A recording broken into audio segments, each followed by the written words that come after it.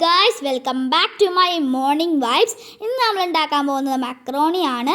അപ്പോൾ നമ്മൾ ആദ്യം സവാള അരിയണം, ക്യാരറ്റ്, ദെൻ ടൊമാറ്റോ. നമ്മൾ അടുത്തത് പാൻ എടുക്കണം, ഓയിൽ ഒഴിക്കണം.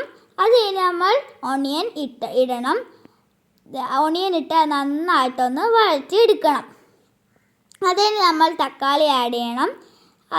അത് കഴിഞ്ഞ് നമ്മൾ മക്രോണി അത് ഡ്രെയിൻ ചെയ്തെടുക്കാൻ എൻ്റെ ഉമ്മയാണ് ഹെൽപ്പ് ചെയ്യുന്നത്. കുറച്ച് റിസ്ക്കുള്ള കാരണം അതിന് നമ്മൾ മീൻവൈൽ നമ്മൾ ചെയ്യണം. അത് കഴിഞ്ഞ് ഇഞ്ചി വെളുത്തുള്ളി പേസ്റ്റാണ് നമ്മൾ ആഡ് ചെയ്യുന്നത്.